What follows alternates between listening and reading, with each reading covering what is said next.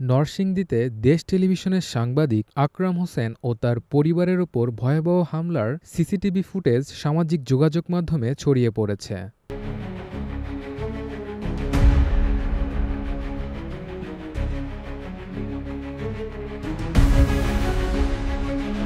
ভিডিওতে স্পষ্ট দেখা যায় ছুরি ও চাপাতি নিয়ে কয়েকজন দুর্বৃত্ত আকস্মিকভাবে হামলা চালায় সাংবাদিক আকরাম ও তার পরিবারের ওপর।